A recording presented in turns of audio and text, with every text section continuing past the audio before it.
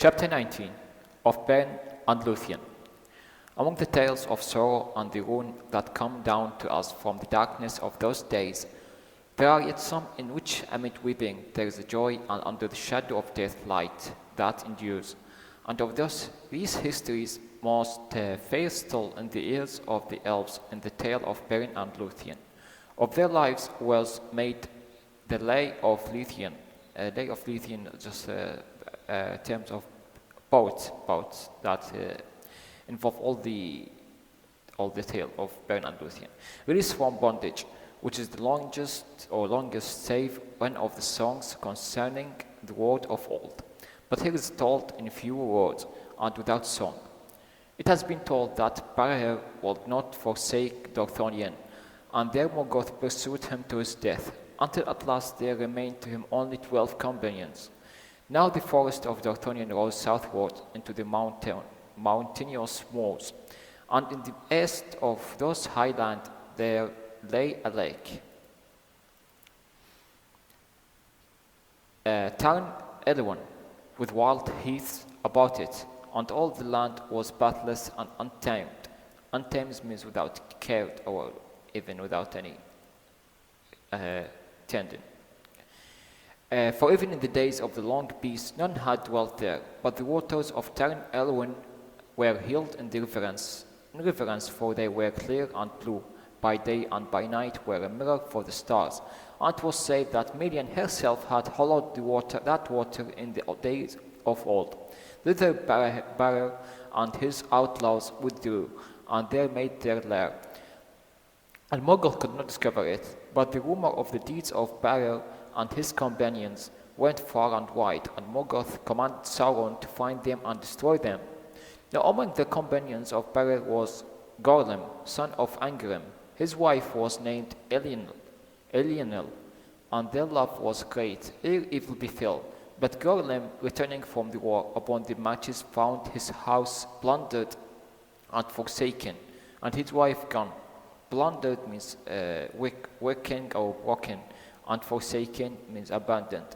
And his wife gone, whether slain or taken, he knew not. Then he fled to Beren, and of the companions he was the most fierce and desperate, but doubted gnawed his heart. Gnawed means causes persistent and enduring distress or anxiety. Thinking that perhaps Eilionil was not dead, at times he would depart alone and secretly, and visit his house that stood amid the fields and woods he had once possessed, and this became known to the servants of Morgoth. On time of autumn he came in the dusk of evening, and drawing near he saw, as he thought, a light that at the window, and coming warily he looked within. There he saw Eilionil, and her face was drawn with grief and hunger, and it seemed to him that he heard her voice lamenting, just growling or state of cry voice, or let's say sad voice, that he had forsaken her. But even as he cried aloud, light was blown out in the wind. Wolves howled, and on his shoulders he felt suddenly the heavy hands of Sauron's hunters. Thus Gorlim was ensnared, and taking him to their camp, they tormented, seeking to learn the hidings of Beren and all his ways. But nothing would Gorlim tell. Then they promised him that he should be released and restored to Eilionil if he would yield. And being at last worn with pain and yearning for his wife, he faltered. Then straightway they brought him into the dreadful presence of Sauron. And Sauron said, I hear now that thou wilt barter with me. Barter means exchange. What is thy price, or your price? And Gorlim answered, that he should find Eilionil again, and with her be set free. For he thought Eilionil also had been made captive. Then Sauron smiled, saying, this is small price for so great treasury, so shall it surely be. Say on. Now Gollum would have drawn back, but daunted by the eyes of Sauron, he told at last all that he would know. Then Sauron laughed, and he mocked Gollum, and revealed to him that he had only seen a phantom devised by wizardry to entrap him, for Elenel was dead. Nonetheless, I will grant thy prayer, said Sauron, and thou shalt go to Elenel and be set free of my service. Then he put him cruelly to death. In this way, the hiding of Beren was revealed, and Morgoth drew his net about it, and the orcs coming in the still hours before dawn surprised the men of Dorthonion, and slew them all, save only for Beren son of Barer had been sent by his father on a perilous errand to spy upon the ways of the enemy, and he was far afield when the lair was taken. But as he slept, benighted means overtaken by darkness. In the forest he dreamed that carrion birds, carrion are related to the birds that eat flesh, or let's say rotten flesh, birds that eat decaying flesh or dead animal, sat thick as leaves upon bare trees beside a mere, and blood dripped from their beaks, the jaws of the birds. Then Beren was aware in his dream of a form that came to him across the water, and was a wraith of Gollum, and spoke to him. A wraith means, or wraith, just a phantom or ghost of Gollum, the one that tortured cruelly by Sauron to death. And it spoke to him, declaring his treachery and death, and bade him make haste toward his father. Then Beren awoke and sped through the night, and came back to the lair of the outlaws on the second morning. But as he drew near, the carrion birds rose from the ground, and sat near to the alder trees beside town Elwyn, and croaked in mockery. Croaked means low, hoarse sound or voice, just like a sad or just a mockery. Then Beren buried his father's bones and raised a cairn of boulders above him. Cairn means mound of rough stones. Boulder means large rocks, so just a high, let's say, amount of large rocks, you know what I mean. And swore upon it an oath of vengeance. First therefore he pursued the orcs that had slain his father and his kinsmen, and he found their camp by night at Rivels, well above the fen of Serech, and because of his woodcraft he came near to their fire unseen. There their captain made boast of his deeds, and he held up the hand of Barer that he had cut off as a token for Sauron that their mission was fulfilled. And the ring of Felagund was on that hand. Then Beren sprang from behind the rock and slew captain.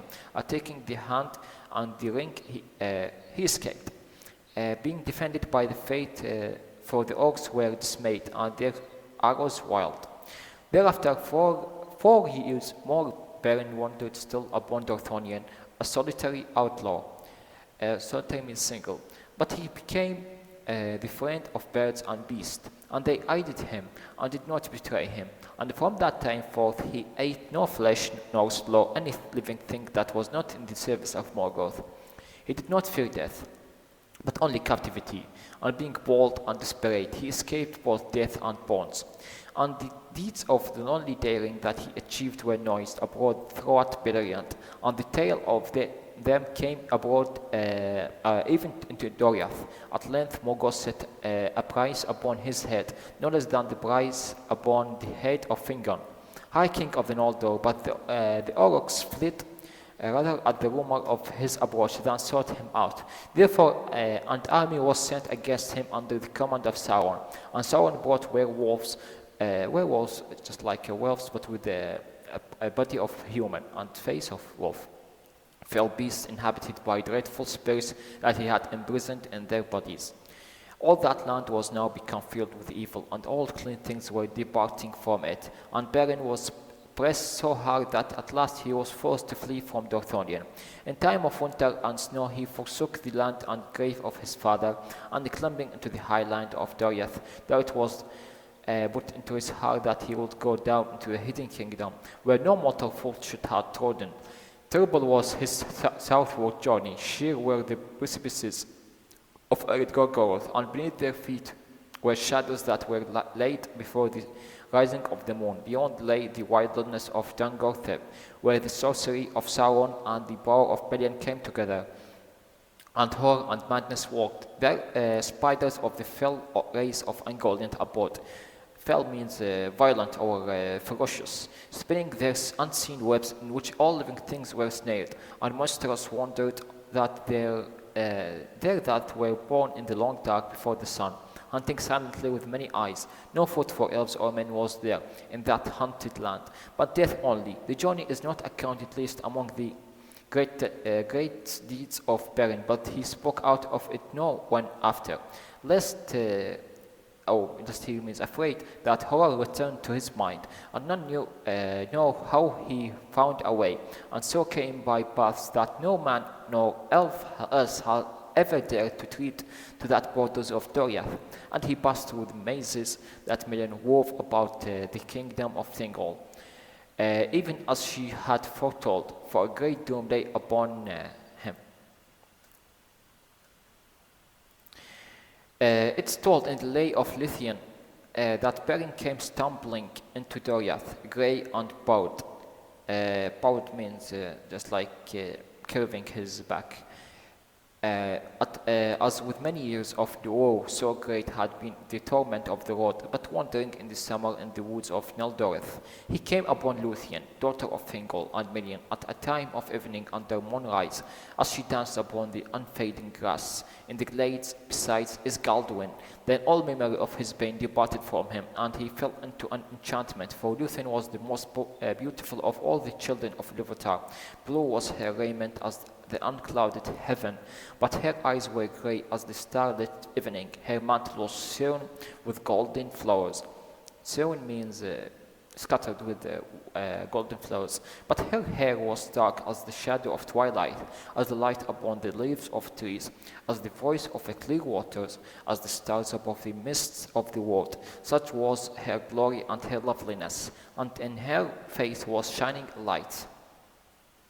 But she vanished from his sight, and he became dumb, as one that is bound under a spell, and he strayed long in the woods, wild and weary as a beast, seeking for her. In his heart he called her Tinuvil, that signifies nightingale, daughter of twilight, in the great elven tongue, for he knew no other name for her, and he saw her afar as leaves in the wind of autumn, and in the winter as a star upon a hill, but chain was upon his limbs. There came a time near down, or on the eve of spring. Eve means the day or period of time immediately before an event or occasion. Limbs means arms or legs. Dumb means unable to speak. Glades are open space in forests. There came a time near dawn of this eve of spring, and Lúthien danced upon a green hill, and suddenly she began to sing. Keen wind means with the pride or courage. Heart-piercing was her song as she sang, as the song of the lark that rises from the gates of night and pours its voice among the dying stars. Lark means small ground-dwelling songbird. Seeing the sun behind the walls of the world, and the song of Lúthien released behind the walls of the world. And the song of Lúthien released the bones of winter, and the frozen water spoke, and flowers sprang from the cold earth where her feet had passed. Then the spell of silence fell from Beren, and he called to her, crying, Tinuvil, and the woods echoed the name. Then she halted in wonder, and fled no more, and Beren came to her, but as she looked on him, doom fell upon her, and she loved him. Yet she slipped from his arms and vanished from his sight, even as the day was breaking. Then Beren lay upon the ground in a swoon. or sorrow, as one slain at once by bliss and grief, and he fell into a sleep as it were into an abyss of shadow. And abyss means limbo or underworld. And waking he was cold as stone, and his heart barren and forsaken. Barren means fertile or infertile means without vegetation, let's see, but here just as a figure of speech. And forsaken, and wandering in the mind, he groped as one that is stricken with sudden blindness. Groped, sworn means faint from extreme emotion. Groped means searched blindly or uncertainly by hands. Just someone like blind and can't see anything and searched by his hands. That's the means of groped. And seeked with hands to grasp the vanished light. Thus he began the payment of anguish for the fate that was laid on him. And his fate Lúthien was caught, and being immortal she shared in his mortality, and being free received his chain. And her anguish was greater than any other of the Elderly has known. Elderly refers to Eldar or the elves. Beyond his hope, she returned to him where he sat in darkness, and long ago in the hidden kingdom she laid her hand in his. Thereafter often she came to him, and they went in secret through the woods together from spring to summer, and no other of the children of Lúthien had joy so great, though the times was brief. But Darion the minstrel also loved Lúthien, and he espied her meetings with Beren, and betrayed them to Thingol. Then the king was filled with anger. For Lúthien he loved above all things, setting her above all the princes of the elves. As mortal man, he did not even take into his service. Thereafter he spoke in grief and amazement to Lúthien, but she revealed nothing, until he swore an oath to her that he would neither slay Beren nor imprison him. But he sent his servants to lay hands on him, and led him to Menegoth as a malefactor. Malefactor is a man that may commit a crime, or a criminal. And Lúthien forestalling them, means prevent them. She prevent them, lead Beren herself. She led Beren herself before the throne of Thingol, as if he were an honored guest. Then Thingol looked upon Beren in a scorn and anger. Scorn means a mockery. But Mylian was silent. "Who are you," said the king, "that came either as a thief, and unbidden dare to approach my throne?" Unbidden means without invite. Or are you a thief, or come here without invite from me, and you approach my throne? Who are you? Who dare you? How dare you? But Beren, being filled with dread, for the splendor of Menegoth and the majesty of Thingol were very great, answered nothing. Therefore Lúthien spoke and said, "He is Beren, son of Barrier, lord of men, mighty foe of Morgoth, the tale of whose deed is becoming a song even among the elves." "Let Beren speak," said Thingol. "What will you hear, unhappy mortal?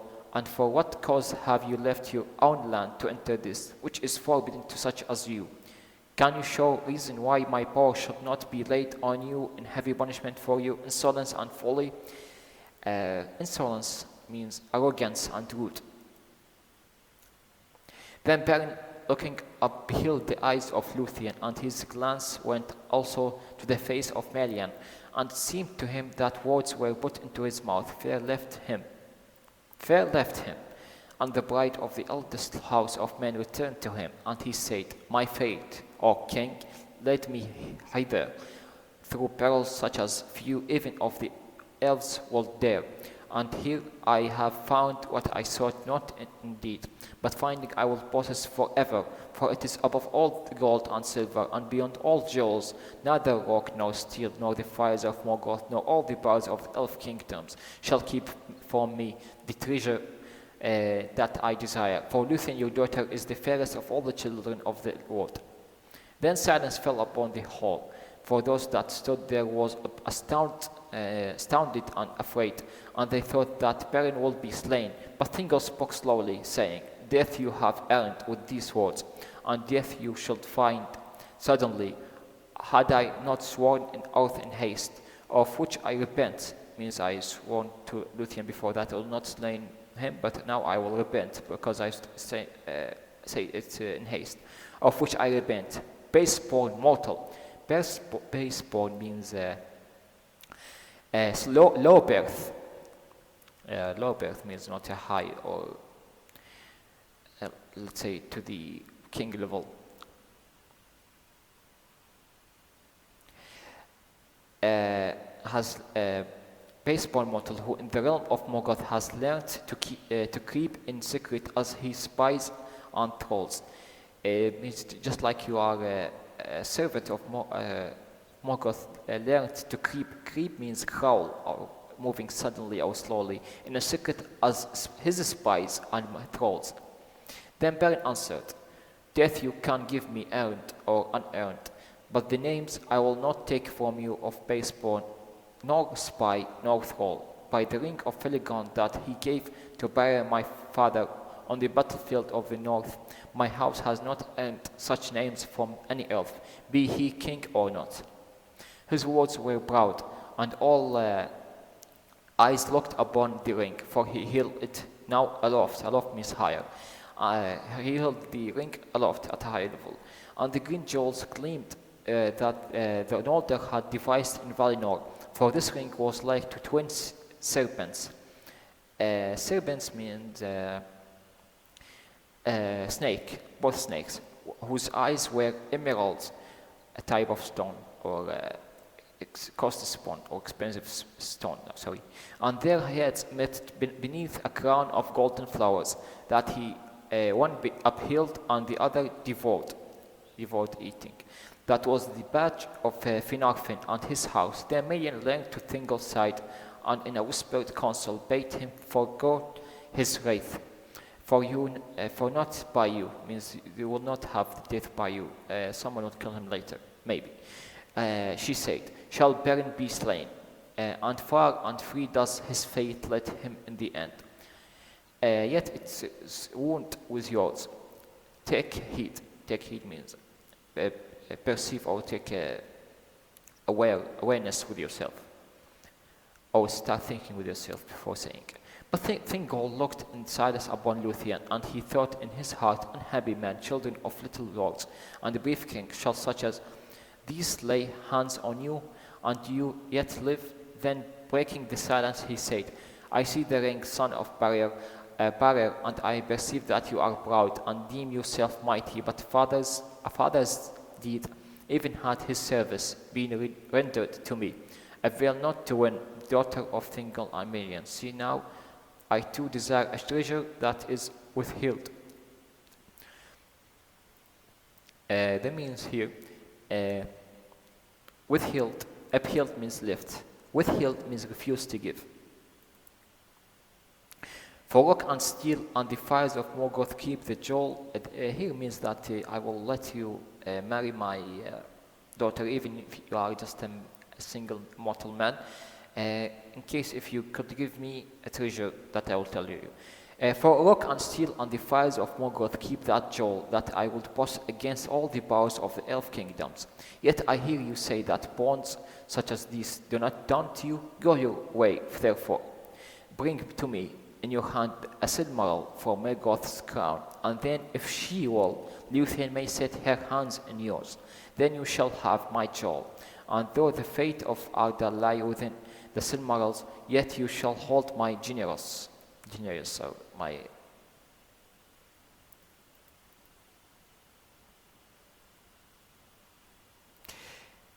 thus he wrought the doom of Doriath, and was ensnared within the curse of Mandos. And those that heard these words perceived that Thingol would save his oath, and yet send Beren to his death, for they knew that not all the power of the Noldor before the siege was spoken had availed even to the sea from afar the shining silmarils of Feanor, for they were set in the iron crown and treasured in Angband above all the wealth, and ballows were about them, and the countless swords, and strong bars, and unassailable walls, and the dark majesty of Morgoth lies around the silmarils, let's say. But Beren laughed. For a little price, he said, do elven kings sell their daughters for gems and things made by crafts? But if this be your will, Thingol, I will perform it. And when we met again, my hand shall hold a Silmaril from the Iron Crown. For you have not looked the last upon Beren, son of Barrier. Then he looked in the eyes of Mirian, who spoke not, and he bade farewell to Lúthien, to Newville. And bowing before Thingol and Mirian, he put aside the guards about him, and departed from Minigroth alone. Then at last Mirian spoke, and she said to Thingol, O king, you have devised cunning counsel, but if my eyes have not lost their sight, it is ill for you whether Beren fail in his errand or achieve it, for you have doomed either your daughter or yourself. And now is Doriath drowned within the fate of my tier realm. But Thingol answered, I sell not to elves or men those whom I love and cherish, but I all treasure, and if there were hope or fear that Beren should come ever back alive to Minigroth, he shall not have looked again upon the light of heaven, though I have sworn it. Means this is just a fake or cunning, that even if Beren returned again, he will not have my daughter, even after I sworn to him. But Lúthien was silent, and from that hour she sang not again in Doriath. A brooding silence. A brooding means heat and thinking, or heeding in the silence, or heeding silence, fell upon the woods, and the shadows lengthened in the kingdom of Thingol. It's told in the Lay of Lúthien that Beren passed through Doriath unhindered, and came at length to the region of the Twilight Meres, and the fens of Sirion, and leaving Thingol's hand, he climbed the halls above the falls of Sirion, where the river plunged underground with a great noise. Thence he looked westward, and through the mist and rains that lay upon those hills, he saw Talath Tirion, the guarded plain, stretching between Sirion and Narok. And beyond he descried afar, means he's at a glance, or behold, afar the highlands of Taur and Faroth that rose above Nargothrond. And being destitute means alone, without hope or counsel, he turned his feet thither. Upon all that plain the elves of Nargothrond kept unceasing watch, and every hill upon its border was crowned with hidden towers, and through all its woods and fields archers ranged secretly, and with great craft their arrows were sure and deadly.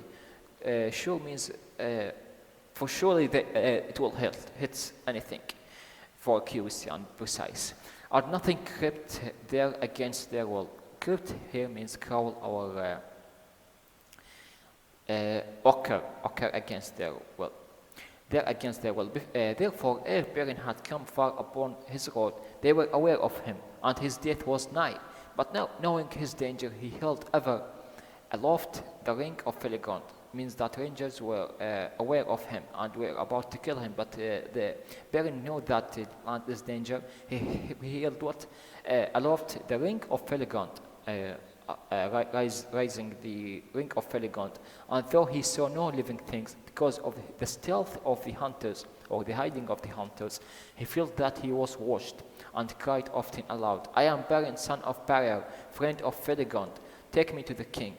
Therefore the hunters slew him not, but assembling they waylaid him. So they approached him and waylaid him, or cut the road to him, and commanded him to halt. But seeing the ring, they bowed before him, though he was an evil belight. Belight, an evil appearance here means, or state. Wild and wayward, and they led high northward, westward, going by night, lest their path should be revealed. For that time there were no ford or bridge over the torrent of Narok, before the gates of Nargothrond, but further to the north, where Gingolith joined Narok. The flood was less, and crossing there, and turning again southward, the elves led Beren under the light of the moon to the dark gates of their hidden halls. Thus Beren came before King Felagund, and Felagund knew him, needing no ring to remind him of the kin of Beor and Barahir. Behind the closed doors they sat, and Beren told of the death of Barahir and of all that had befallen high in Doriath, and he wept, recalling Lúthien and their joy together.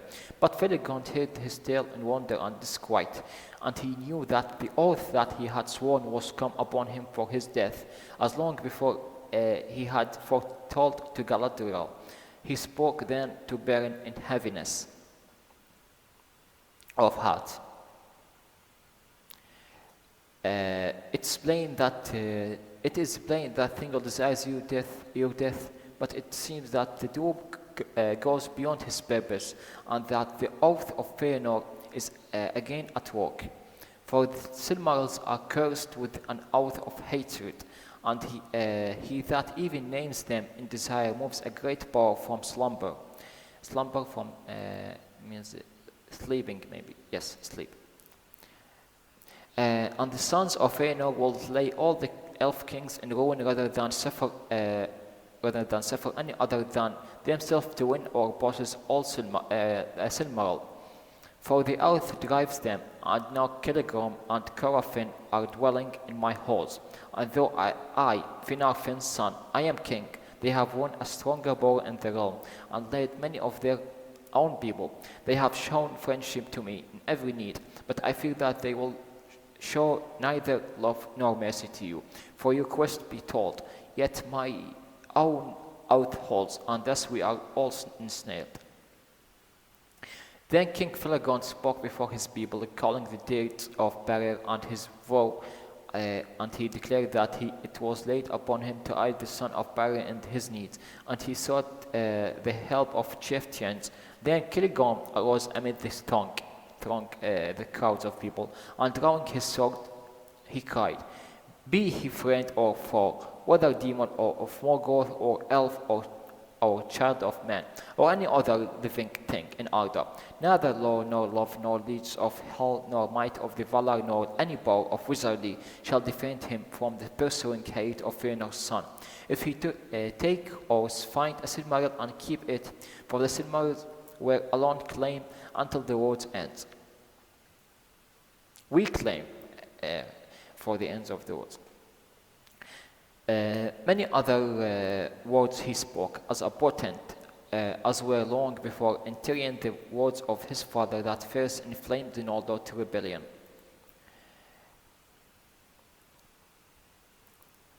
Yes. Many others potent as were long before in Tyrion the words of his father that first inflamed the Noldor to rebellion, and after Kilogram Corofin spoke more swiftly but with no less power, conjuring in the minds of the elves a vision of war and the ruin of Nargothrond. So a great fear did he set in their hearts, that never after until the time of Tyrion would any elf or of that realm go into open battle, but with a stealth and ambush, with wizardry and venomed dart. A dart means here arrow, it's a venomed arrow or poisoned arrow. They pursued all strangers, forgetting the bounds of kinship. Thus they fell from the valor and freedom of the elves of old, and their lands was darkened. Now they murmured means talking with a low noise, preventing the others to hear, that Finarfin's son was not as a Valar to command them, and they turned their faces from him. But the curse of Mandos came upon the brothers, and dark thoughts arose in their hearts, thinking to send forth Felagund alone to his death, and to usurp means to expel or take by force the kingship from him. It might be the throne of Nargothrond, for they were of the eldest line of the princes of the Noldor. Or suppliants, that's the other meaning of usurp. And Felagund, seeing that he was forsaken, took from his head the silver crown of Nargothrond and cast it at his feet, saying, "Your oath of faith to me you may break, but I must hold my bond.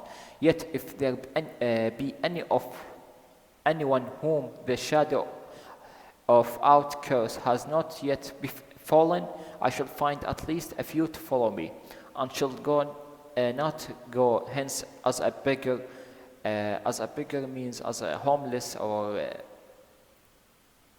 with a low-born, as we said before, or baseborn, or in other means,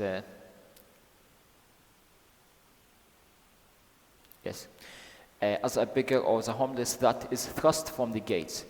There were 10 that stood by him, and the chief of them, who was named j.r.r, stopping lifting the crown, and asked that it be given to a steward until Filigond's return.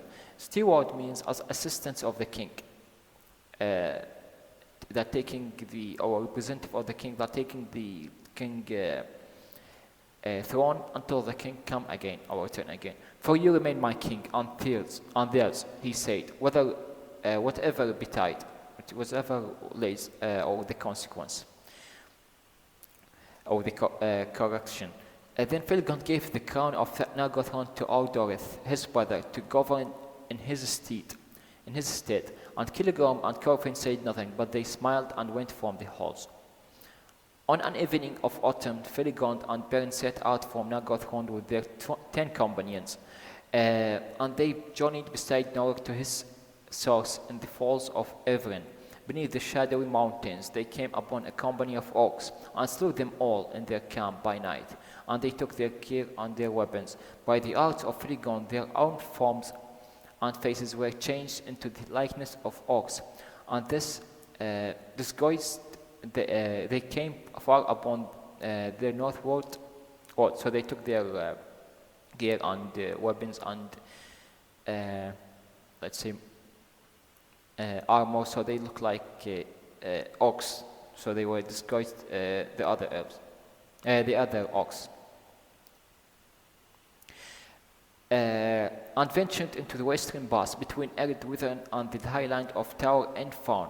But Sauron in his towers was aware of them, and took him, for they went in haste and stayed not to report their deeds, as was commanded to all the servants of Morgoth. They passed that way, therefore he sent to waylay them, and to bring them before him. Thus happened the contest of Sauron and Filigond, which is renowned, for Filigond strove with Sauron in a song of power, as the power of the king was very great, but Sauron had the mastery, as it told in the Lay of Lúthien. He chanted a song of wizardry, of piercing, opening of treasury, revealing, uncovering, betraying, then sudden Filigond their swaying. Sang in the song of staying, resisting, battling against power, of a secret kept strength like a tower, and trust unbroken, freedom escape, of changing and shifting shape, of snares eluded, broken traps, the prison opening, the chain that snaps. Backwards and forwards swayed their song, reeling, foundering as ever more strong. The chanting swelled, Filigond forth, and all the magic and might be brought of elviness into the woods. Softly in the gloom they heard the birds singing afar in Nargothrond, the sighting of the sea beyond the western world on sand of perils on Elvenland. Then in the doom gathered a darkness crowning, in the Valinor the red blood flowering, beside the sea where the Londor slew, the foam riders and stealing drew. Their white ships with their white sails. From lamplit heavens the wind wails. The wolf howls, the raven flee, the ice mutters in the mouth of the sea. The captives sat in Angband mourn, thunder rumbles, the fires burn, and Finrod fell before the throne. Here it means mostly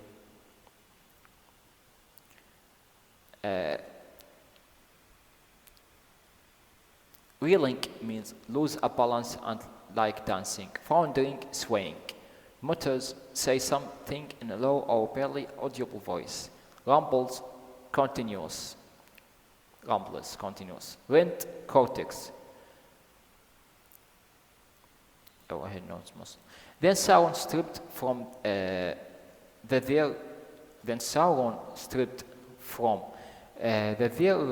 disguise, and they stood before him naked and afraid. But though their kinds were revealed, Sauron could not discover their names or their purposes.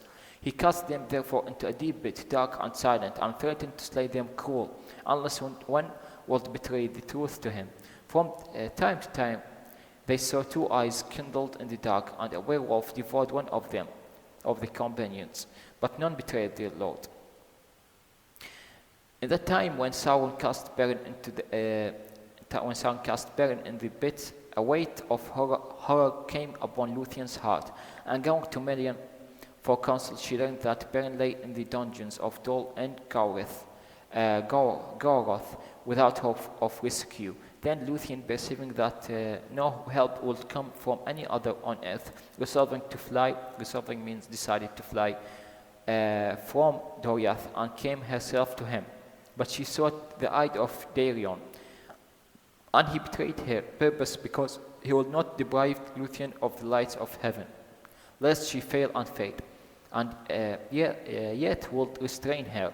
He caused a house to be built from which she should not escape. Not far from the gates of Menegoth stood the greatest of all the trees in the forest of Noldoreth, and that was a beech forest on the northern half of the kingdom. This mighty beech was named Herillon, and it had 3 trunks, equal in girth, smooth in rent. Girth means the width or the diameter. Smooth in rent. Rent means cortex. And exceeding tall. No branches grew from them for a great height above the ground. Far aloft between the shafts of Herillon, a wooden house was built, and there Lúthien was made to dwell. And ladders were taken away and guarded, and save only when the servants of Thingol wrought her such things as she needed. It's told in the Lay of Lúthien how she escaped from the house in Herillon, for she put forth her arts of enchantment and caused her hair to grow the great length, and of it she wove a dark robe that wrapped her beauty like a shadow, and was laden with a spell of sleep. Of the strands that remained she twined a rope, and she twined means twisted a rope, and she let it down from her window, and as the end swayed above the guards that sat beneath the house, they fell into a deep slumber, or deep sleep here means. Then Lúthien climbed from her prison, and shrouded in her shadowy cloak, shrouded means covered in her shadowy cloak, she escaped from all the eyes and vanished out of Doriath.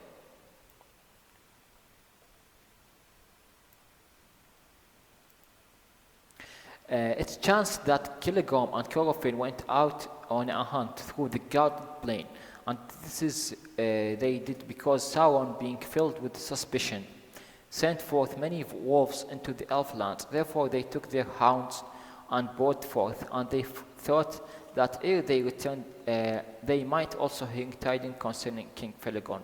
Now the chief of the wolf hounds that followed Killegorm was named Horn. He was not born in Middle-earth, but came from the blessed realm, for Orome had given him to Killegorm long ago in Valinor, and there he had followed the horn of his master, before evil came. Horn followed Killegorm into exile, and was faithful, and thus he too came under the doom of woe, set upon the Noldor, and was commanded that he should meet death, but not until he encountered the mightiest wolf that would ever walk the world.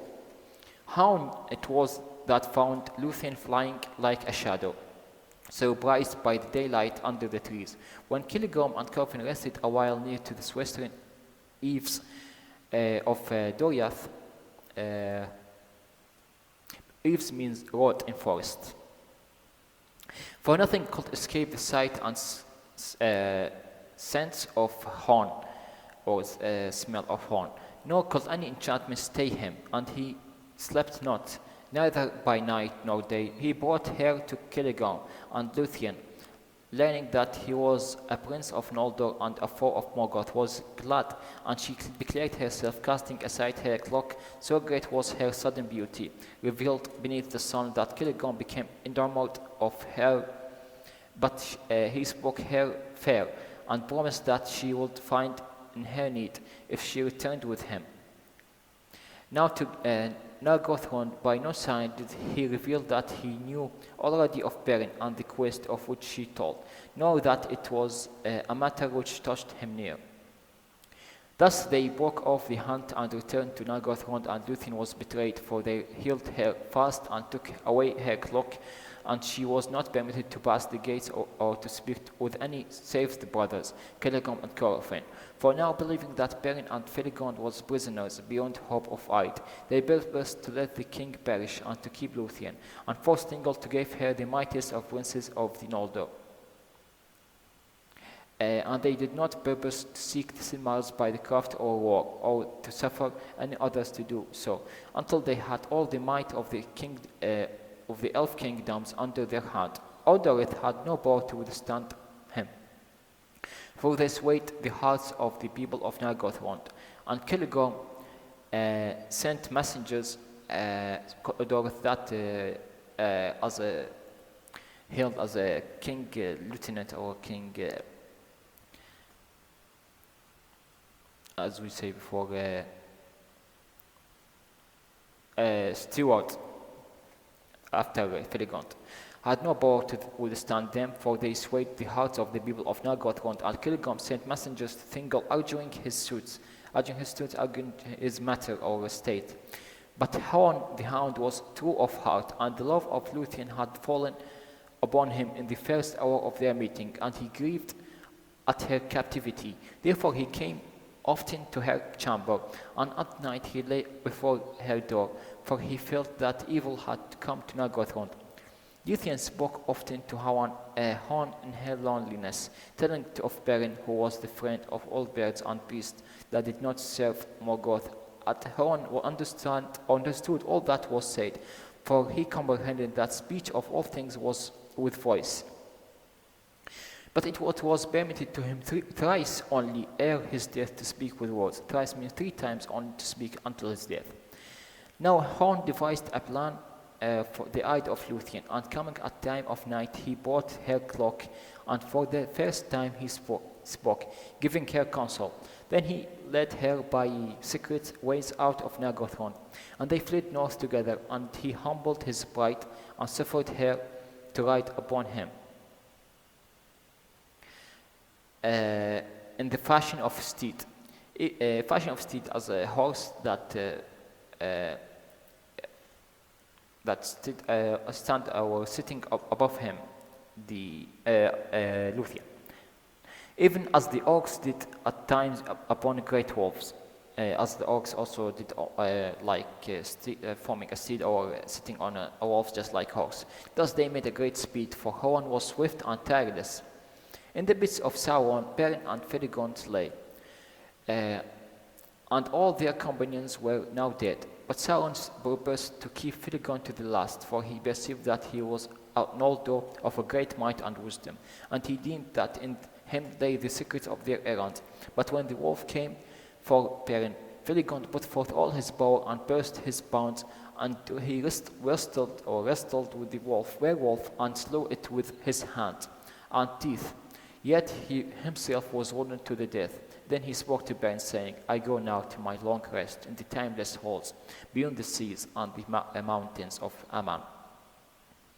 It will be long ere I am seen among the Noldor again, and may be that we shall not meet a second time in death or life, for the fates of all kindreds are apart. Farewell. He died then in the dark. In Tol and Gawroth. Gawroth was a great tower he himself had built. Thus King Finrod, Felagund, fairest and most beloved of the houses of Finwë, redeemed his oath, but Beren mourned beside him in despair. Redeemed means compensate or redemption. In that hour, Lúthien came, and standing upon the bridge that led to Sauron Isle, she sang a song that no walls of stone could hinder. Beren heard, and he thought that he dreamed, for the stars shone above him, and in the trees nightingales were singing, and in the answers he sang a song of challenging that he had made in a praise of the 7 stars, the sickle of the Valar that Varda hung above the north as a sign for the fall of Morgoth. Then all strength left him, and he fell down into darkness. But Lúthien heard his answering voice, and she sang then a song of greater power. The wolves howled, and the isle trembled. Sauron stood in the high tower, wrapped in his black thought, but he smiled hearing her voice, for he knew that it was the daughter of Minion. The fame of the beauty of Lúthien and the wonder of her song had long gone forth from Doriath, and he thought to make her captive and hand her over to the power of Morgoth, for his reward would be great.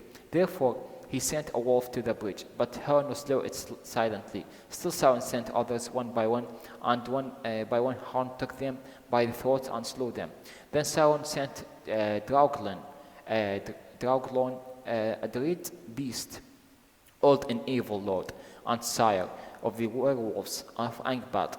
His might was great, and yet the battle of Huarn and Draughlon was long and fierce. Yet at length Draughlon escaped, and fleeing back into the tower, he died before Sauron's feet. And as he died, he told his master, Huarn is there. Now Sauron knew well, as did all in that land, the fate that was decreed for the Hound of Valinor. It came into his thought that he himself would accomplish it. Therefore he took upon himself the form of a werewolf, and he made himself the mightiest that had yet walked the world. And he came forth to win the passage of the bridge. So great was the horror of his approach that Huarn leaped aside. Then Sauron sprang upon Lúthien, and she swooned before the menace of the fell spirit in his eyes.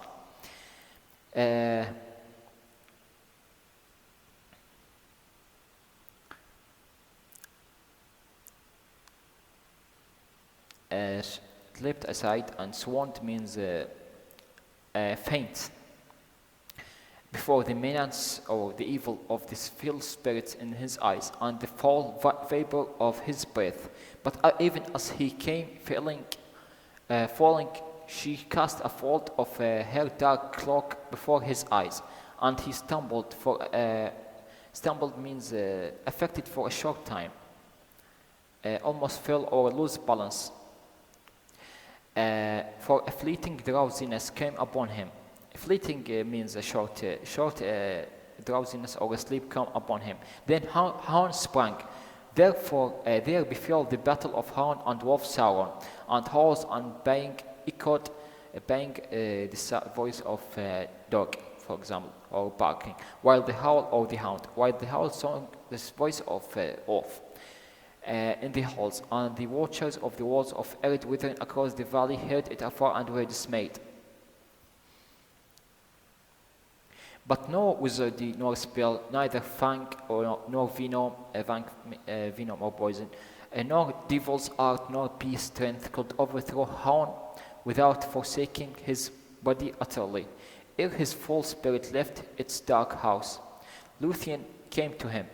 Ghost be sent quacking back to Morgoth. And she said, there everlastingly thy naked self shall endure the torment of his scorn, pierced by his eyes, unless thou yield to me the mastery of the tower. Here means that no one can escape from Huarn's jaws, not by any spell or by any magic or poison or venom. So after the fight, the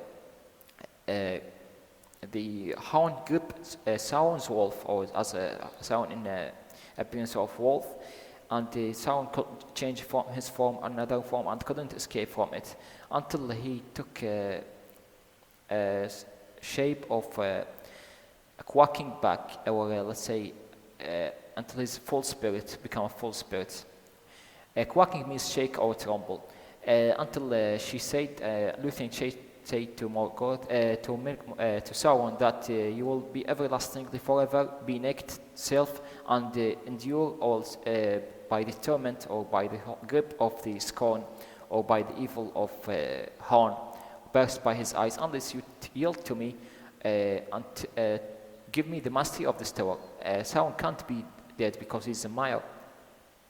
Then Sauron yielded himself, and Lúthien took the mastery of this isle and all that was there. And Horn released him, and immediately he took the form of a vampire, great as dark cloud, across the moon, and he fled, dripping blood from his throat upon the trees, and came to Tar Non-Fawn, and dwelt there, filling it with horror. Then Lúthien stood upon the bridge, and declared her power, and the spell was loosed that bound stone to stone, and the gates were thrown down, and the walls opened, and the pits laid bare, and many thralls and captives came forth in wonder and dismay, shielding their eyes against the pale moon light. For they had lain long in the darkness of Sauron, but Beren came not. Therefore Horn and Lúthien sought him in the isle, and Lúthien found him mourning by Felagund. So deep was his anguish that he lay still, and did not hear her feet. Then, thinking him already dead, she put her arms about him, and fell into a darkness, and fell into a dark forgetfulness. But Beren, coming back to the light of the pits of despair, lifted her up, and they looked again upon one another, and the day rising over the dark hills shone upon them. Then they buried the body of Felagund above the hilltop of his own isle, and it was clean again, and the green grave of Finrod, Finarfin's son, the fairest of all the princes of the elves, remained inviolable, without affecting it with any terms of violent or disfigure, or free or safe from injury or violation, until the land was changed and broken and foundered under destroying seas.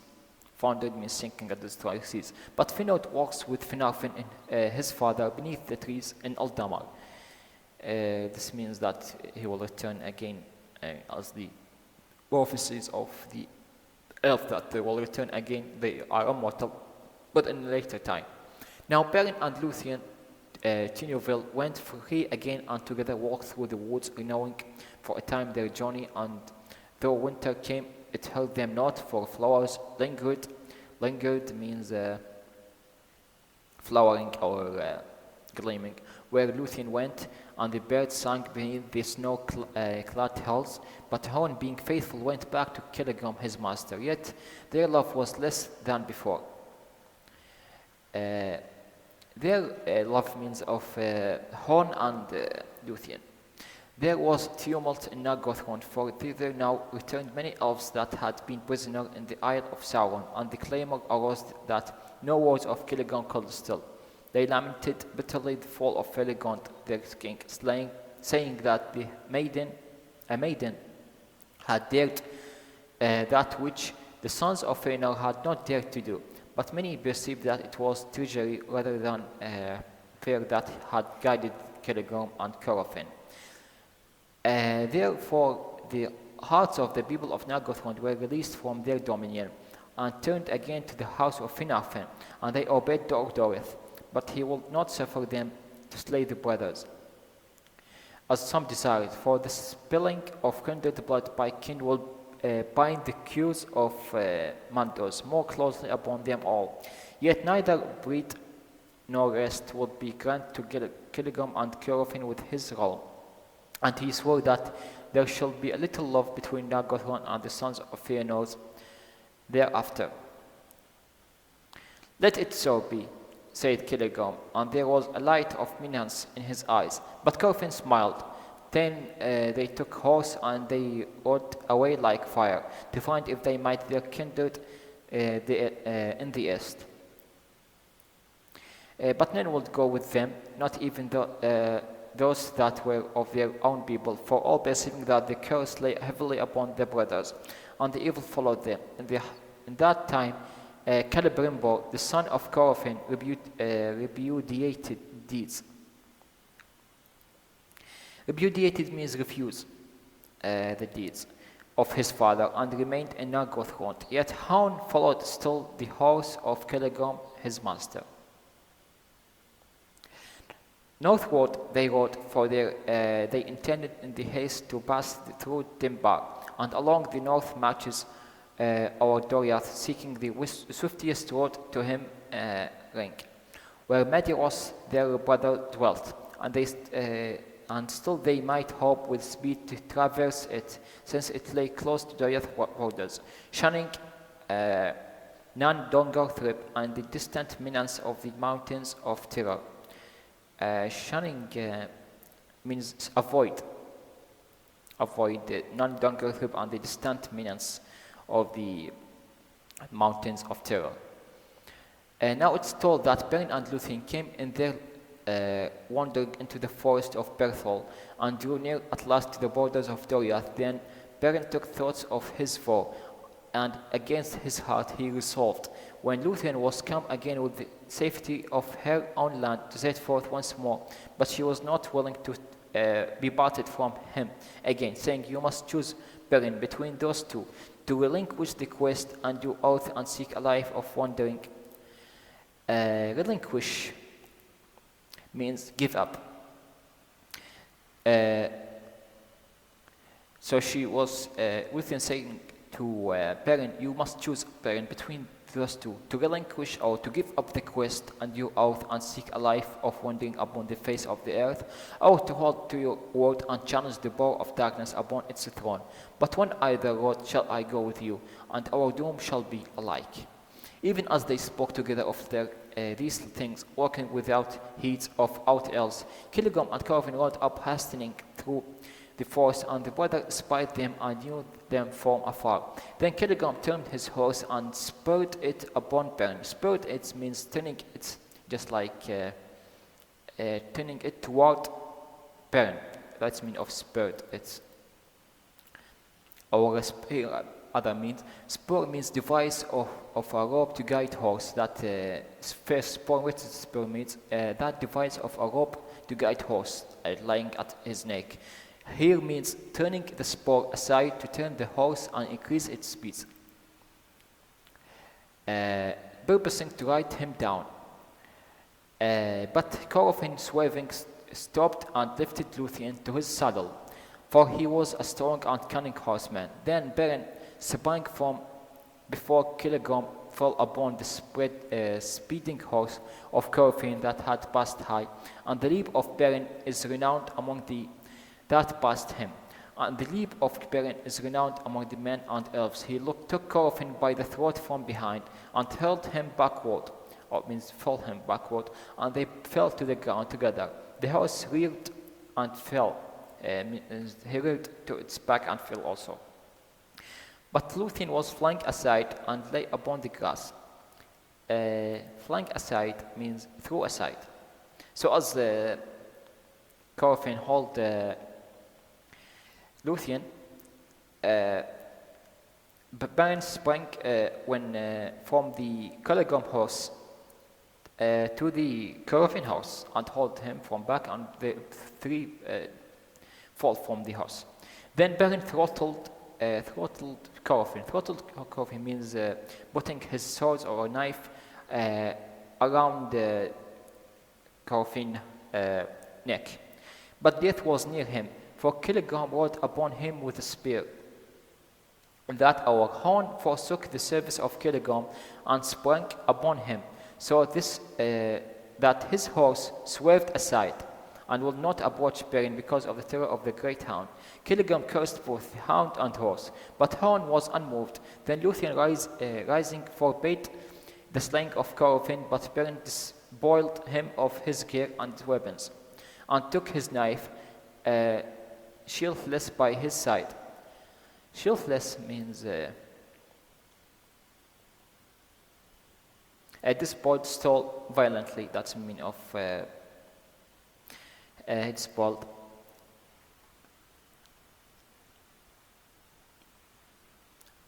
Sheathless. Sheathless.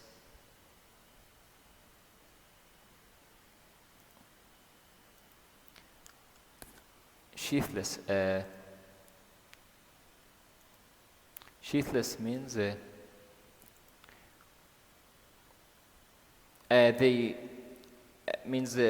without covering the sword, without putting the sword in its sheath. By his side, Aaron it would cleave as if it were green wood. Then Beren, lifting Corvin, flung flung him from him, and bade him walk now back to his noble kinsfolk. Just like putting him on his horse and bade him to walk now, or let's say, move him from his horse, or order him to walk to his noble kinsfolk, who might teach him to turn his valor to worthier use. Your horse, he said, I keep it for the service of Lúthien, and it may be accounted happy to be free of such master. Then Corofin cursed Beren under cloud and sky. Go hence, he said, into a swift and bitter death. Celeborn took him beside on his horse, and the brothers made then as if to ride away. And Beren turned away and took no heed of their words. But Corofin, being filled with shame and malice, took the bow of Celeborn and shot back as they went. And the arrow was aimed at Lúthien. Horn leaping caught in his mouth. But Corofin shot again, and Beren sprang before Lúthien, and the dart smote him in the breast. It's told that Horn pursued the sons of Valinor, and they fled in fear. And returning, he brought to Lúthien a herb out of the forest. With that leaf he staunched Beren. Staunched means injecting, or other means mean inject, yes. Inject Beren's wound, and by her arts and by her love she healed him. And thus at last they returned to Doriath. There Beren, being torn between his oath and his love, knowing Lúthien to be now safe, arose one morning before the sun, and committed her to the care of Horn. Then in great anguish he departed while she not yet slept upon the grass. He rode northward again with all speed to the pass of Silmarillion, and coming to the secret skirts of Tower non-flowing, he looked out across the waste of Anfauglith, and saw afar the peaks of Thangoldrim. There he dismissed the horse of Corofin, and bade it leave now, dread and servitude, run free upon the green grass in the lands of Silmarillion. Then being now alone and upon the threshold of the final battle, threshold means the starting of the first starts of the final battle, he made the song of parting in praise of Lúthien and the lights of heaven, for he believed that he must now say farewell to both love and light. Of that song these words were part. Farewell, sweet earth and northern sky, forever blessed, since here did lie, and here with the lissom limbs did run, beneath the moon, beneath the sun, Lúthien Tinoville, more fair than mortal tongue can tell, though all to ruin fell the word, and were dissolved and backward hurled, unmade into the old abyss, yet were its making good for this, the dusk, the dawn, the earth, the sea, that Lúthien for a time should be. Here means the lissom means the supple and flexible.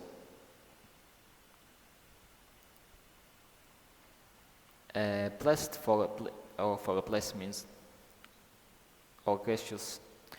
And he sang aloud, carrying not what air should overhear him, for he was desperate and looked for no escape.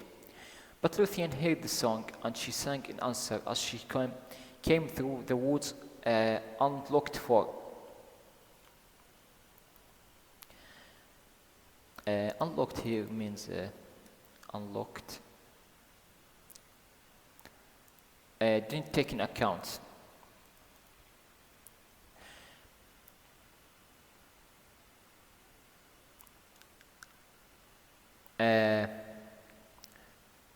As she came through the woods unlooked for Horn consenting one more to be her steed. Consenting means giving permission or accepting to be. Once more to be her steed, had borne her swiftly hard upon Beren's trail, Long he had pondered in his heart what counsel he could devise for the lighting of the peril of these two whom he loved, means to Celebram or to Lúthien. He turned aside therefore at Sauron's Isle as they ran northward again, and he took thence the ghastly wolf, Heim.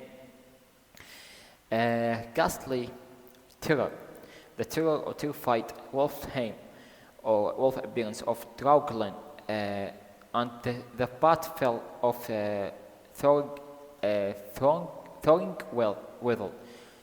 So Lúthien take the appearance of Pathfell of Thoringwithel, while Horn take the appearance of Drauglen, the first wolf that fights Horn in Sauron's Isle.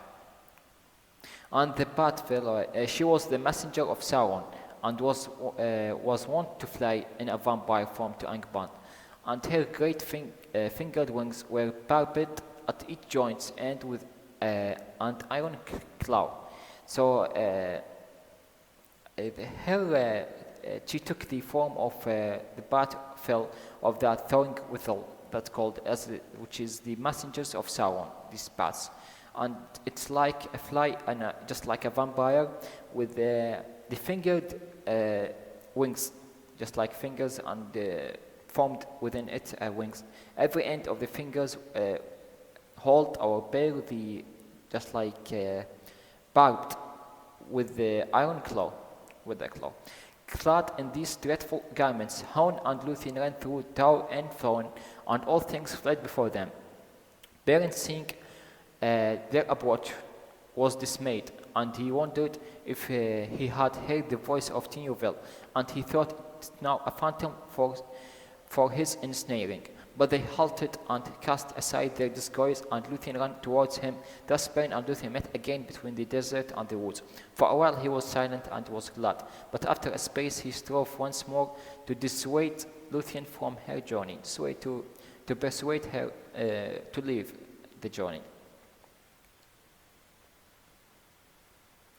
Thrice now I curse my earth to Thingol, he said, and I will that he had slain me in Morgoth, rather than I shall bring you under the shadow of Morgoth. Then for the second time Horn spoke with words, and he consoled Beren, saying, From the shadow of death you can no longer save Lúthien, for by her love she is now subject to it. You can turn from your fate and lead her into exile, seeking peace in vain, while your life lasts. But if you will not deny your doom, then either Lúthien, being forsaken, must assuredly die alone, or she must with you challenge the fate that lies before you, hopeless.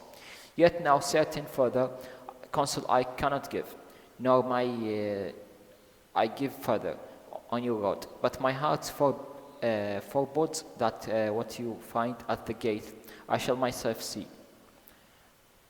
Forebodes means foreboots.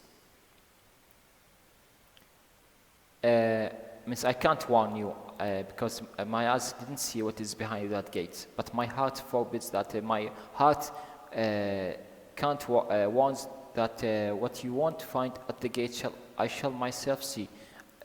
All else dark to me. So I give you all that I can give you or reach is to you to the gates. The other else is dark to me. Yet it may be that our three paths lead back to Doriath, and we may meet before the end. Then Beren perceived that Lúthien could not be divided from the doom that lay upon them both, and he sought no longer to dissuade her. By the counsel of Horn and the arts of Lúthien, he was arrayed in the Heim of Drauglen, and she in the wind of fell of Thoringwithel. Beren became in all things like werewolf to look upon, save that in his eyes there shone a spirit grim, indeed but clean, and horror was in his glance, as he saw upon his flank a bat-like creature, clinging with creased wing. Creased means wrinkle or has wrinkle-like, yes, or not stretched.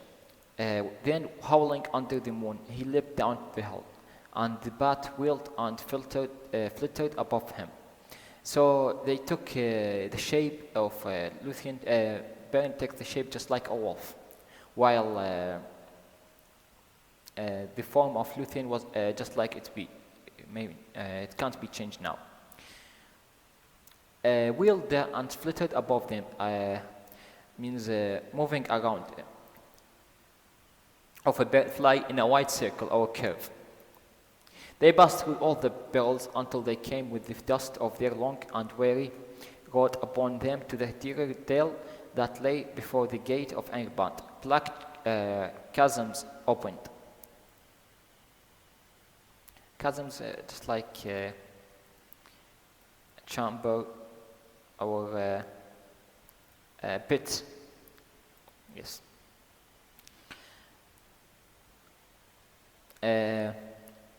Through the gates of Angband, black chasms opened beside the road, once forms as of writhing serpents issued. Writhing serpent means twisting serpents issued. On either hand, the cliff stood as embattled walls, just like a cliff made for a battle. And upon them sat carrion fall, crying with fell voice. Carrion fall, as we say, that a bird eating decayed meat or dead animal. Before them was the impregnable gate. Impregnable means invulnerable gate.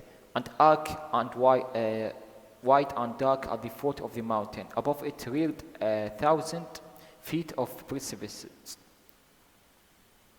Their dismay took them, for the gate was a god of whom no tidings had yet gone forth. Rumor of he knew not what design abroad among the princes of the elves had come to Morgoth, and ever down the aisles of the forest was heard the baying of hound, the great hound of war, whom long ago the Valar unleashed.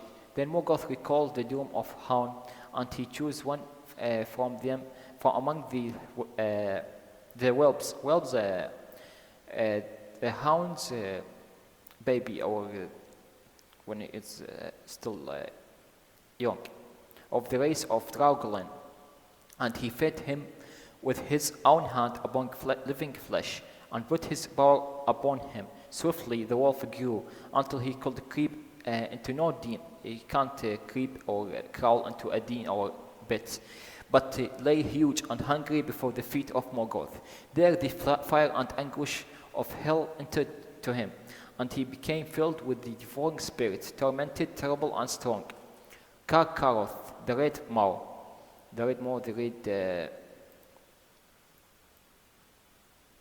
let's say, the red jaws, the name of that whelps that made by Morgoth, and put his bow on him.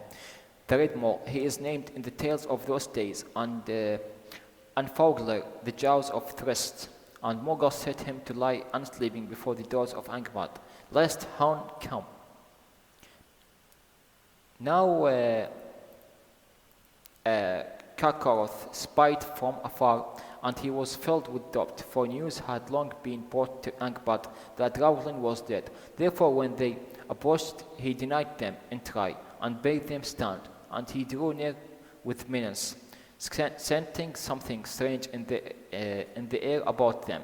But suddenly some boar descended from of the old from divine race, buzzed Lúthien, and casting back her full raiment, she stood forth small before the might of the Karkaroth, but radiant and terrible. Lifting up her hand, she commanded him to sleep, saying, "O we begotten spirit, fall now into dark oblivion, and forget for a while the dreadful doom of life."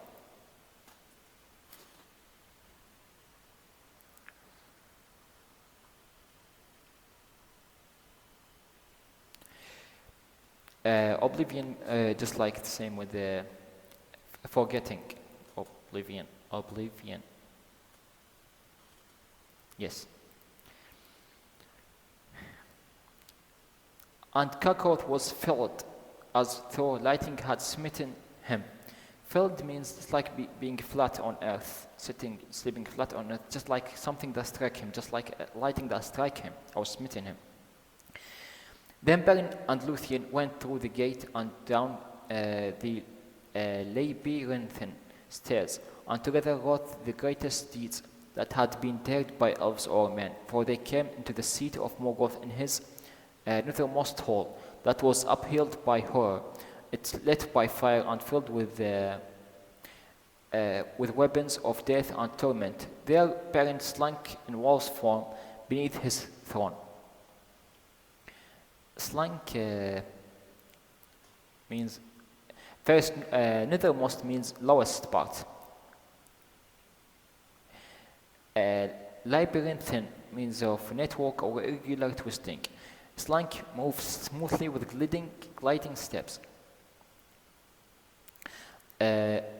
Slunk in wall from behind his throne, but Lúthien was stripped of her disguise by the will of Morgoth, and he bent his gaze upon her. She was not daunted by his eyes, and she named her own name and offered her service to sing before him, after the manner of minstrel.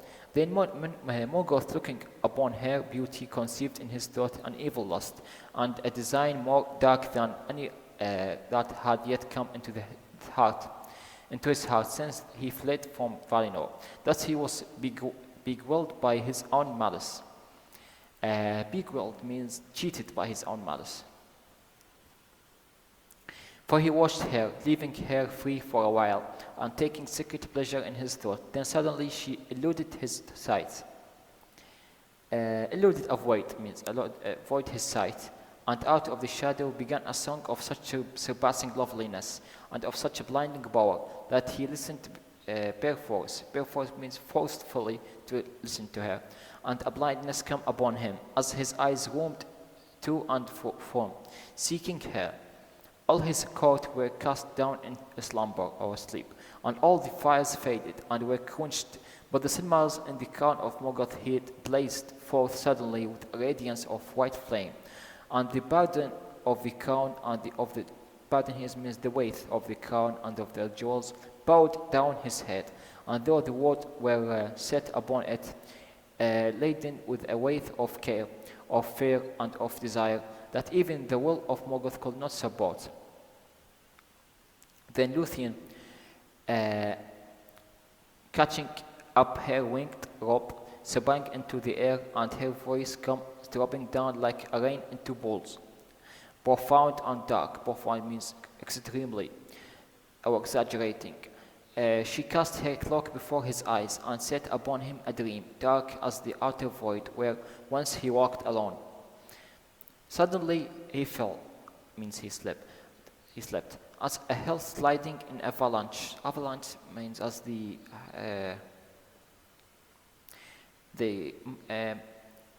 just like mountains, glad with snow. The snow suddenly fall from an earthquake or quake or something that the shake. It's like a avalanche, snow fall from a shake or something like this, or another mean, let's say, shock. And hurled like thunder from his throne, lay borne upon the floors of hell. The iron crown rolled, echoing from his head. All things were still.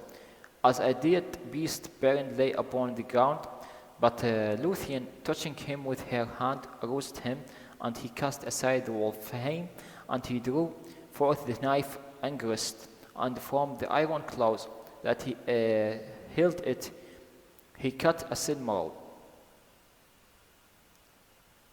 As he closed it in his hand, and the radiance welled through his living flesh. Welled means like rise to surface and spill. And his hand became as a shining lamp, but the jewel suffered his touch and hurt him not. It came then it came into the Beren's mind that he would go beyond his vow, or beyond his oath, and bear out of Angband all three of the jewels of Fëanor. But such was not in the dome of the Silmarils, so for that was he made a mistake that's above his or beyond his oath. For this world, this knife angrist snapped. Snapped means fall down and smashed.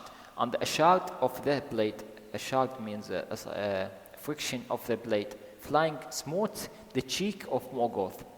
He groaned and stirred, moved, and all the host of Angband moved in asleep. Then terror fell upon Beren and Lúthien, and they fled heedless and without disguise, desiring only to see the light once more.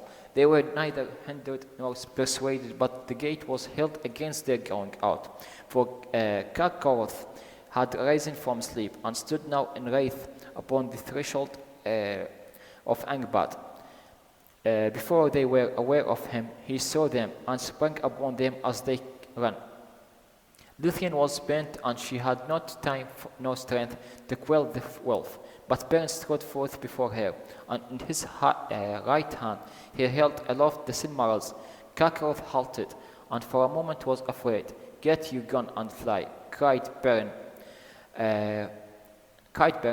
For he is a fire that shall consume you, and all evil things. And he thrust the Silmaril before the eyes of the wolf. But Carcoth looked upon that holy jewels and was not daunted, and the devouring spirit within him awoke to sudden fire, and grabbing he took suddenly the hand within his jaws.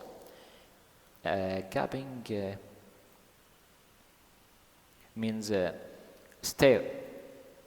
Staring at, he took suddenly the hand within his jaws, and he bit it off at the wrist. So he jumped on Beren's hand, which he lifts with it the Silmarils, and bit it or cut it from the wrist. Then swiftly all his inwards were filled with flame of anguish, and the Silmarils, inwards means the flesh under inside his mouth, with flame of anguish, and the Silmarils sealed his accursed flesh. Sealed means burned his accursed flesh. Howling he led before them, and the walls of the valley of the gate echoed with the clamor of his torment. So terrible did he become in his madness, that all the creatures of Morgoth that abode in the valley or were upon any of the roads that led there fled far away, for he slew all living things that stood in his path, and burst from the north with ruin upon the world. Of all the terrors that came ever into Beleriand, ere Angband fall, the madness of Carcoth was the most dreadful, for the power of the Silmaril was hidden within him. Now Beren lay in the swan within the perilous gate, and death drew nigh him, for there was venom on the fangs of the wolf. Fangs means the tooth of the wolf. Lúthien with her lips drew out the venom, and she put forth her failing power to staunch the hideous wound. Staunch, to inject or to heal the hideous wound. But behind hideous means terrified or terrible wound. But behind her, in the depth of Angband, the rumor grew out of a great wraith arose. Here, rumor. Yes. Of a great wraith arose. The hosts of Morgoth were awakened. Thus the quest of the Silmaril was alike to have ended in the ruin and despair. But in that hour, above the wall of the valley, 3 mighty birds appeared, flying northward with wings, swifter than the wind. Among all birds and beasts, the wandering and need of Beren had been noised, and Hoarn himself had bidden all things watch, that they might bring him aid. High above the realm of Morgoth, Thorondor and his vassals soared, and flying means, and seeing now the madness of the wolves and Beren's fall, they came swiftly, even as the bowels of Angband were released from the toils of sleep. Then they lifted up Lúthien and Beren from the earth, and bore them aloft into the clouds. Below them suddenly thunder rolled, lightning leaped upward, and the mountains quaked. Fire and smoke belched forth from Thangordren, and flaming bolts were hurled far abroad, felling ruinous felling destruction means upon the lands, and the Noldor in Hitlim retumbled. But the thunder took his way far above the earth, seeking the high lords of heaven, where the sun day long shines, unveiled, and the moon walks amid the cloudless stars. Thus they passed swiftly over Dor and Fauglith, and over Tar and Faun, and came above the hidden valley of Tumladen. No cloud nor mist lay there, and looking down, Lúthien saw far up below a white light starting from a green jewel, the radiance of a gondolin that fair where Thorgun's dwelt. But she wept, for she thought that Beren would surely die. He spoke no word nor opened his eyes, and knew thereafter nothing of his flight. And at last the eagles set them down upon the borders of Doriath, and they came to the same dell whence Beren had stolen in despair and left Lúthien asleep. The same position, or the same spot, and they came to the same dell or spot. He means whence Beren had stolen in despair and left Lúthien asleep. There the eagles laid her at Beren's side and returned to the peaks of Chrysigrim, and there high Iris means the nest. But Hone came to her. Together they tended Beren, even as before when she healed him of the wound that Curfin gave to him. But this wound was fell and poisonous. Long Beren lay, and his spirit wandered upon the dark borders of death, knowing every anguish that pursued him from dream to dream.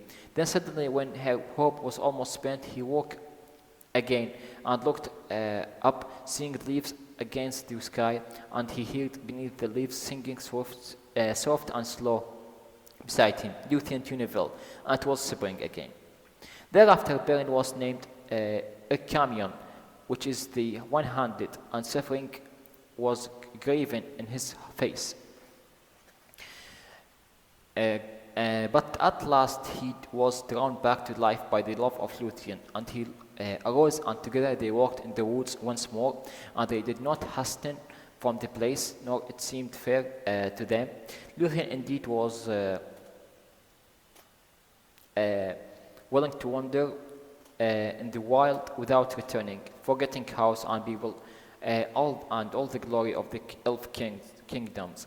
And for a time Beren was content, but he could not for long forget his oath to return to Menegroth, nor would he withhold Lúthien from Thingol forever, for he healed by the law of man, deeming it perilous to set at naught the will of the father, save the at last need. And it seemed also to him unfit that one so royal and fair as Lúthien should live always in the woods as wood hunters among men, without home or honor or the fair things which are the delight of the queens of Eldelien. Therefore, after a while he persuaded her, and her footsteps forsook the houseless lands, and he passed into Doriath, leading Lúthien's home. So there dwelt it. Upon Doriath evil days had fallen, grief and silence had come upon all its hopes. When Lúthien was lost, long they had sought for her in vain. It's told that in that time Dirion, the minstrel of Thingol, strayed from the land, and was seen no more. It was that made music for the dance and song of Lúthien before Beren came to Doriath. And he had loved her and set all his thought of her in his music. He became the greatest of all the minstrel of the elves, east of the sea, named even before Maglor, son of Fëanor, but seeking for Lúthien. In despair, he wandered upon strange paths, and passing over the mountains, he came into the east Middle Earth, where for many ages he made lament beside dark waters for Lúthien, daughter of Thingol, most beautiful of all living things. In that time, Thingol turned to Melian, but now she left her counsel from him, saying that the doom that he had devised must work to its appointed end, that he must wait now upon time. But Thingol learned that Lúthien had journeyed far from Doriath, for messengers came secretly from Cilligrim, as he had been told, saying that Filigund was dead and Beren was dead, but Lúthien was in Nargothrond, and the Cilligrim would wed her means marry her. Then Thingol was wrathful, and he sent forth spies, thinking to make war upon Nargothrond, and thus he learned that Lúthien was again fled, and that Cilligrim and Corvin were driven from Nargothrond. Then his counsel was in doubt, for he had not the strength to assail the 7 sons of Valinor, but he sent messengers to Silmarillion to summon their aid in seeking for Lúthien, since Cilligrim had not sent her to the house of her father, nor had he kept her safely. But in that north of his realm, his messengers were met with a peril sudden and unlocked. For onslaught means the attack of Carcorath, the wolf of Angband. In his madness, he had run ravening from in a madness from the north, and passing at length over Tower Lenfaun. Upon its eastern side, he came down from the source of Isgaldwin like a destroying fire. Nothing hindered him, and the mights of Million upon the borders of land stayed him not, for fate drove him, and the bow of the Silmaril that he bore to his torment. Thus he burst into the inviolable woods of Doriath, and all fled away in fear. Alone of the messengers, Mablung, chief captain of the king, escaped, and he brought the great tidings to Thingol.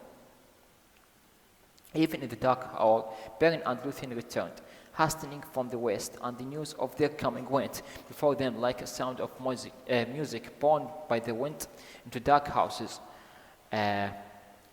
where men sat sorrowful. Then came at last to the gates of Minegroth, and the great host followed them. Then Beren led Lúthien before the throne of Thingol, her father, and he looked in wonder upon Beren, whom he had thought dead. But he loved him not, because of the wars that he had brought upon Doriath. But Beren knelt before him and said, I return according to my word. I am come now to claim my own. And Thingol answered, what of your quest and of your vow? But Beren said, it's fulfilled. Even now a Silmaril is in my hand. Then Thingol said, show it to me. And Beren put forth his left hand, slowly opening its fingers, but it was empty. Then he held up his right arm, and from that hour he named himself Camlos, the empty-handed. Then Thingol mood was softened, and Beren sat before his throne upon the left, and Lúthien upon the right. And then they told all tales of the quest, while all the 3 listened, and were filled with amazement. And it seemed to Thingol that this man was unlike all the other mortal men, and among the great in Arda, and the love of Lúthien a thing new and strange, and he perceived that their doom might not be withstood by any power of the Lord. Therefore at last he yielded his will, and Beren took the hand of Lúthien before the throne of her father. But now a shadow fell upon the joy of Doriath at the return of Lúthien the Fair. Following of the cause of the madness of Carcorath, the people grew the more afraid, perceiving that his danger was fraught with dreadful power, because of the holy jewel, and hardly might be overthrown. And Beren, hearing of the onslaught of the wolf, understood that the quest was not yet fulfilled. Therefore, since daily Carcorath drew near to the Minegroth, they prepared for the hunting of the wolf.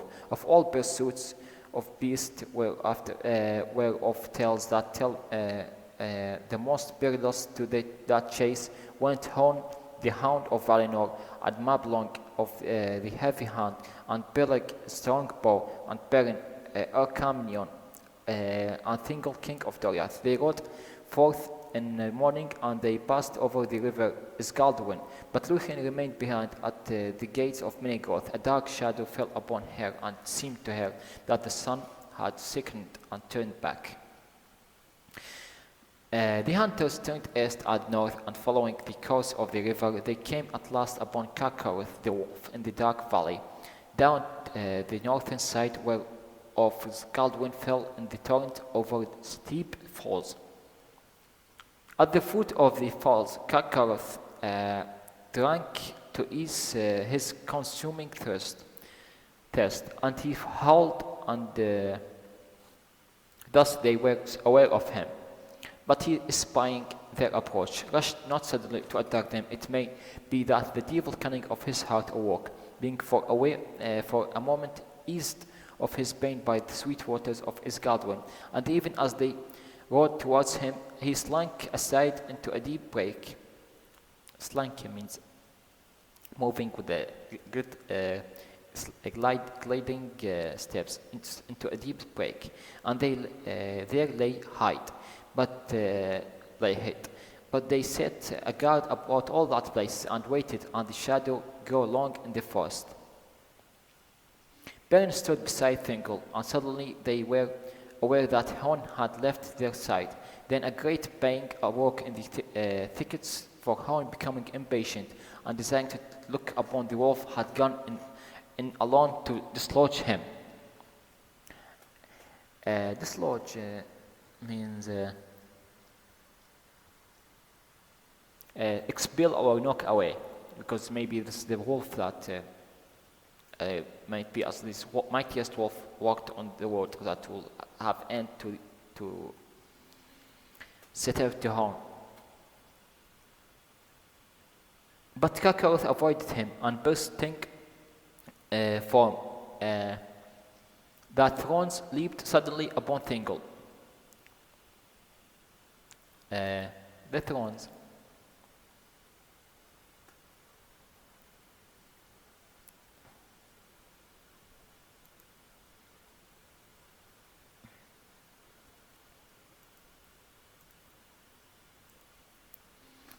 But Carcorath avoided him, and bursting from the thrones leaped suddenly upon Thingol. Swiftly Beren stood, so just like Carcorath leaped against or tried to attack Thingol, but swiftly Beren strode before him with a spear, but Carcorath swept it aside and felled him. So when Carcorath tried to attack Thingol, Beren stood before Thingol and threw his spear, but Carcorath avoided it and felled over him. Means threw himself over Beren and felled him, made him flat, but just knock him down. Biting at his breast.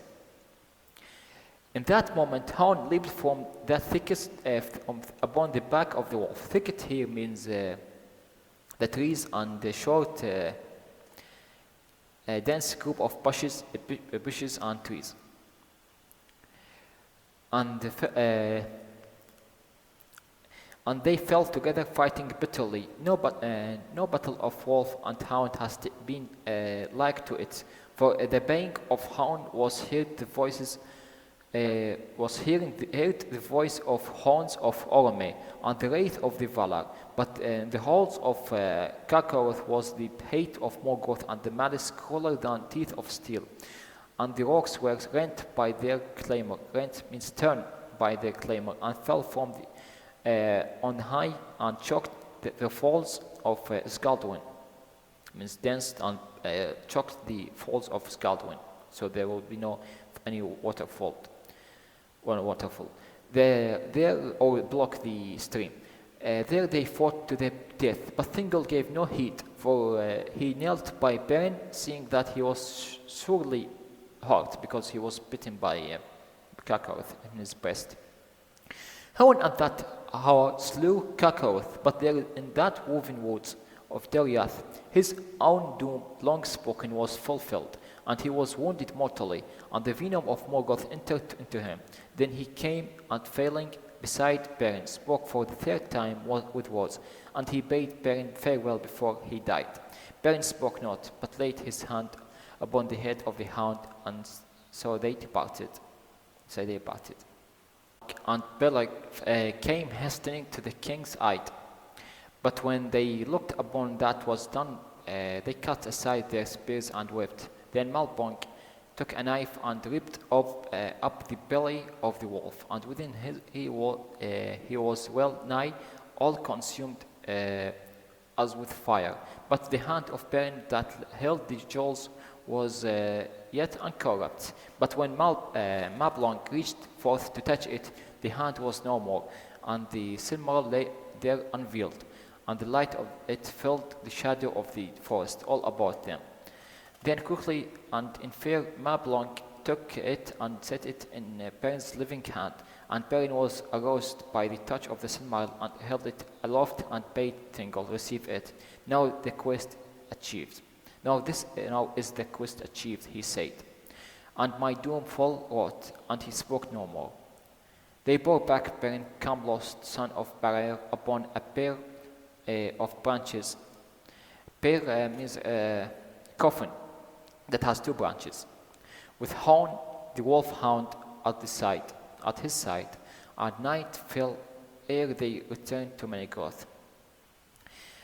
At the feet of Herlion, the great beach, Lúthien met them, walking slow, and some bore torches beside the pyre.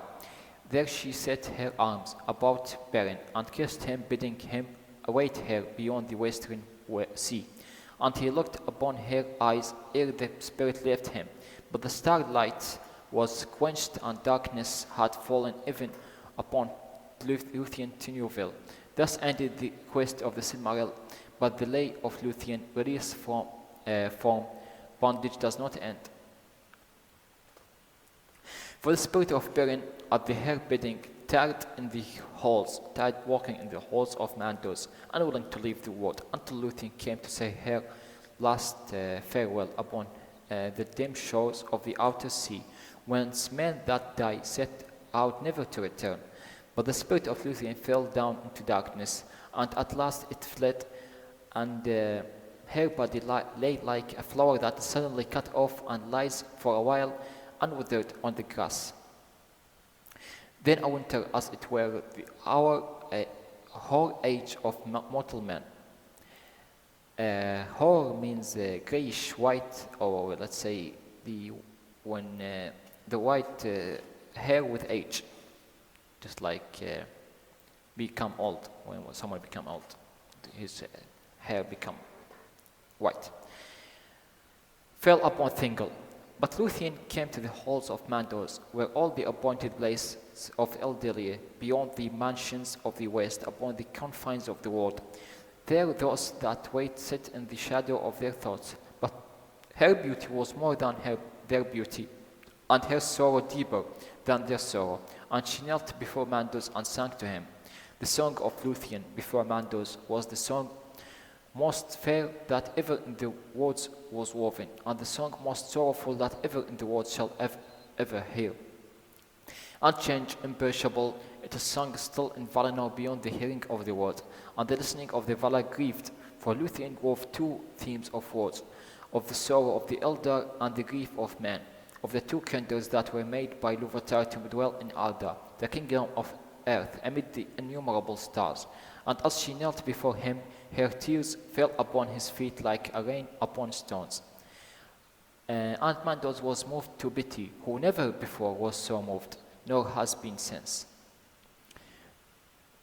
Therefore he summoned Beren, and even as Lúthien had spoken in that hour of his death, they met again beyond the western sea. But Mandos had no power to withhold the spirits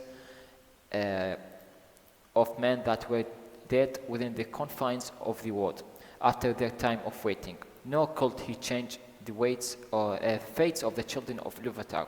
He went therefore to Manwë, Lord of the Valar, who governed the world under the hand of Lúvatar, and Manwë sought counsel in his inmost thought, where the will of Lúvatar was revealed.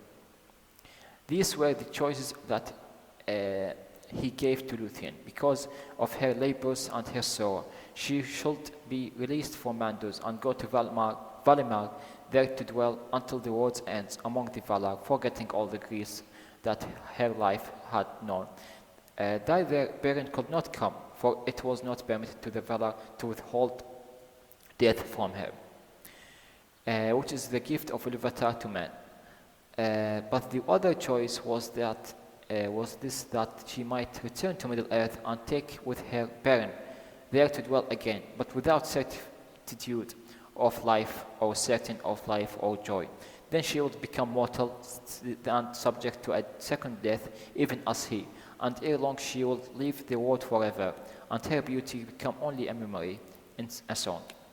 Then she chose, forsaking the blessed realm and putting aside all claim to kinship with those that dwelt there, thus whether grief might lie in wait, the fates of Beren and Lúthien might be joined, and their path leads together beyond the confines of the worlds. So it was that alone of the elderly she had died indeed, and left the world long ago.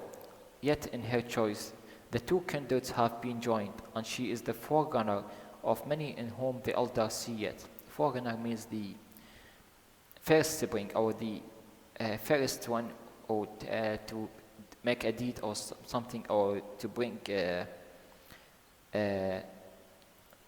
first thing happening, or pioneer, or precedes the coming of many in whom the elders see yet, though all the world is changed, the likeness of Lúthien, the beloved, whom they have lost. Such Lúthien was Beren was the one who was the one who joined was the forerunner of joining the two kindreds of elf and men to bring or to have the child from both half men and half elves. And this is the end of this chapter.